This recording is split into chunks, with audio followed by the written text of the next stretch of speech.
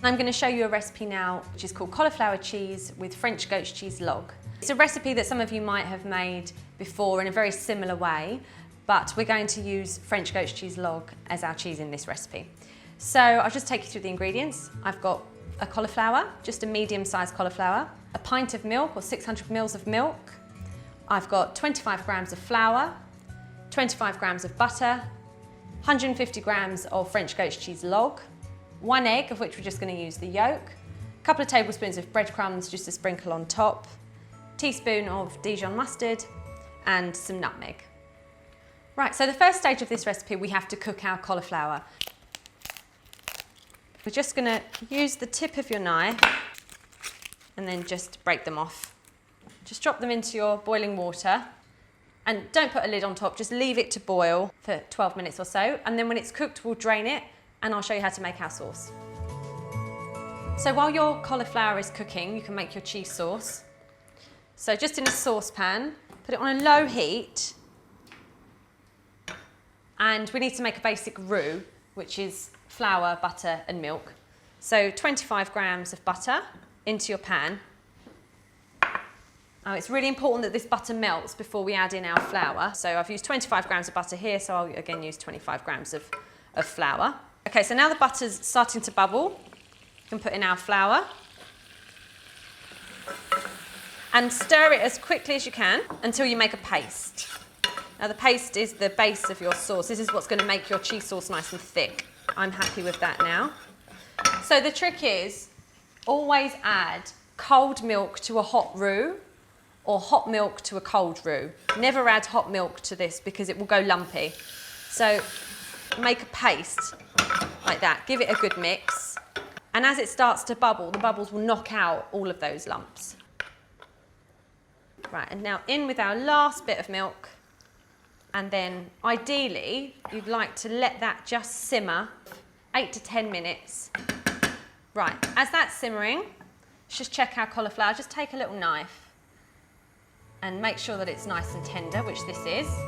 At this stage we can start to add the other ingredients into our cheese sauce. Most importantly, we've got our French goat's cheese log.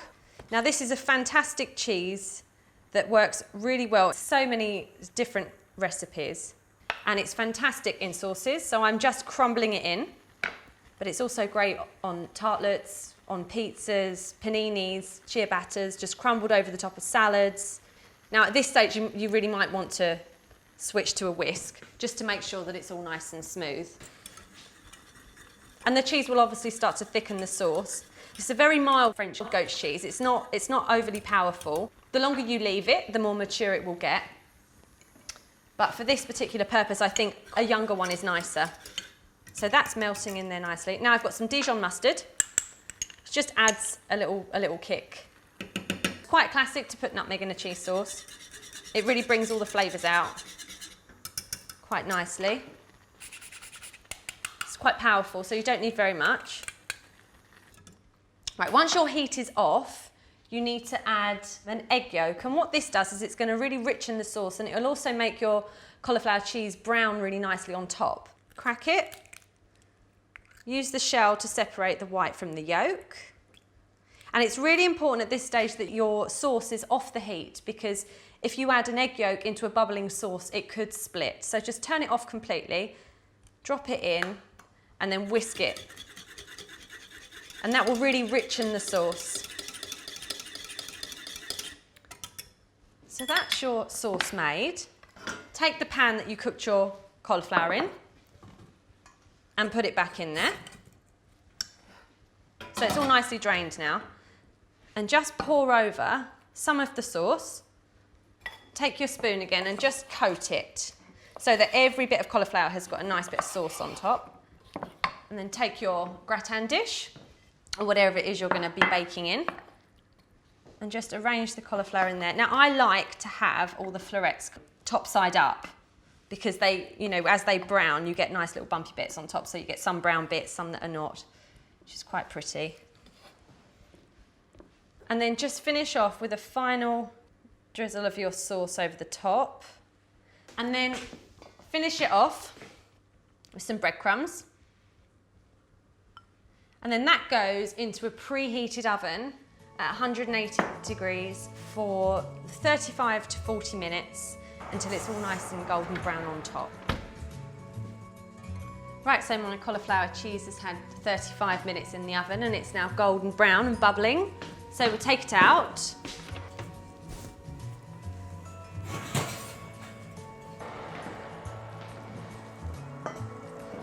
So I'd serve that with a roast dinner, I suppose, if you like, or just a nice bit of fish. Put it on the table like so and enjoy.